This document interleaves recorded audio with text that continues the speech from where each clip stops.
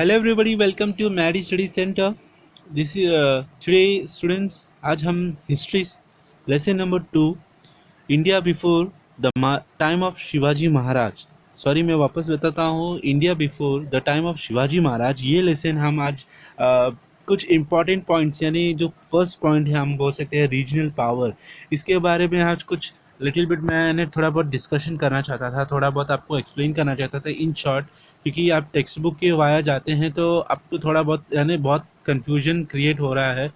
और साथ ही साथ में मैंने इसे कुछ शॉर्ट में इन शॉर्ट किया है, जिससे आपको ये जल्द से जल्द यानी काफ़ी इजी तरीके से आप इसे समझ सकते हैं कि ये किस तरीके से ये रूलर्स का जो टाइम था वो किस तरीके से रीजनल पावर्स किस तरह से डेवलप हुए थे। तो यहाँ पे भी आप देख सकते हैं कि मैंने एक चार्ट आपके सामने यहाँ पे डिस्प्ले हो रहा है। ये छोटा शॉर्ट है, लेकिन और भी है इसके अंदर पॉइंट्स। लेकिन इसे डिवाइड किया गया है 4 पार्ट में: dynasty, region and ruler work. ये 4 पार्ट में डिवाइड किया गया है। और ये जो पार्ट है अलग अलग चीज़ों को डिस्प्ले करता है, लेकिन ये सारे इक्वल ही एक ही जगह पे रिलेट होता है, जहाँ पे इनका जो पॉइंट है। जैसे डायनेसिटी जो बोला गया है, डायनेसिटी हम बोल सकते हैं हिंदी में एक तरीके से वंश जो बोल सकते हैं। जिस तरह से आपके पिताजी, आपके पिताजी के पिताजी, उनके पिताजी के पिताजी, जो ये जो हम बोल सकते हैं ना जनरेशन, इसे डायनेसिटी कहा जा सकता है एक तरीके से। कि ये पाल वंश से, जैसे आपको यादव से होते हैं, कोई अलग अलग तरीके के वंश होता है, उसे डायनेसिटी कहा जाता है।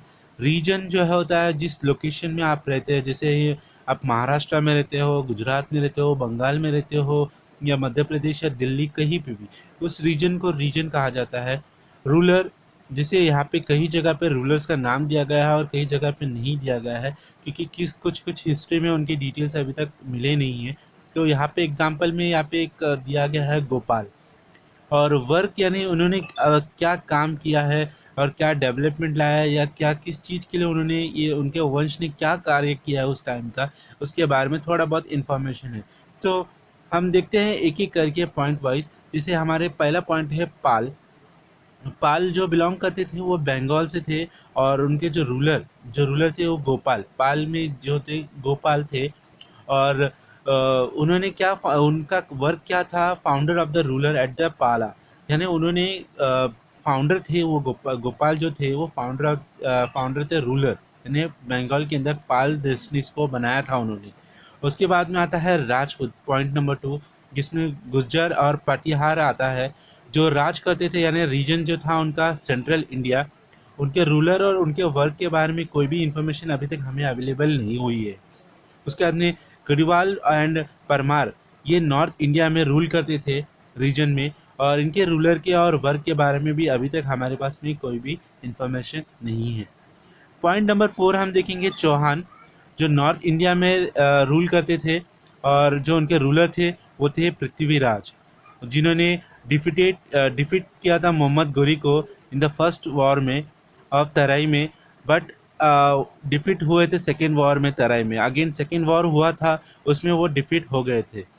उसके बाद में आते हैं चोला, जो बिलोंग करते हैं तमिलनाडु स्टेट, हम जो आप जानते हैं वो रीजन से। और उनके जो रूलर थे फर्स्ट राजा राज वन और राजेंद्र वन, जिन्होंने कॉन्कर किया था मालदीव्स ईस्टलैंड से एंड श्रीलंका तक, जो था स्ट्रॉन्ग नेवी उन्होंने बिल्ड किया था। और उसके ऊपर ही उन्होंने, यानी उस समय उनका सबसे पानी में दबदबा ज़्यादा था। होसेल कर्नाटका से बिलोंग करते थे, कर्नाटका रीजन के। विष्णुवर्धना उनके रूलर थे और कॉन्क्रीट होल कर्नाटका, उन्होंने पूरा कर्नाटका अपने कंट्रोल में रखा था। राष्ट्रकूट, राष्ट्रकूटा में जो है महाराष्ट्र से बिलोंग करते थे, जिनमें गोविंदा थ्री और कृष्णा थ्री। जो गोविंदा थ्री थे वो emperor from Kannauj to Rameshwar की तरफ थे। और कृष्णा थ्री जो तो एक्सपांड किया था उन्होंने, अपना इलाहाबाद तक उन्होंने अपना एम्पायर को एक्सटेंड किया था। उसके बाद में आता है शिलाहार, जो 3 ब्रांचेस में डिवाइड है। जैसे इनका रूलर और वर्क के बारे में नहीं, लेकिन इनके जो रीजन थे वो यहाँ पे ज़रूर दिए गए हैं। जैसे देखेंगे नॉर्थ कोंकण, उसके अंदर आता है थाने एंड रायगढ़। तो साउथ कोंकण में कोल्हापुर, सांगली, सातारा एंड बेलगम। उसके बाद में यादवास महाराष्ट्र से थे, बिलहम 5 जो इनके रूलर थे। और capital at Devagiri, expand empire behind Krishna river तक। देवगिरी से, देवगिरी हम अब बोलते हैं, देवगिरी जो थे उस ज़माने में नाम था कृष्णा रिवर से। और golden era of Marathi language at literature, emergency of Mahanubhav Panth and Warkari movement. ये जो गोल्डन मोमेंट था जब मराठी लैंग्वेज का लिटरेचर इमरजेंसी यानी जब उन्होंने स्थापित हुआ था, और वो मनोभाव भावे पंथ के थ्रू और वारकरी मूवमेंट उस समय स्टार्ट हुआ था।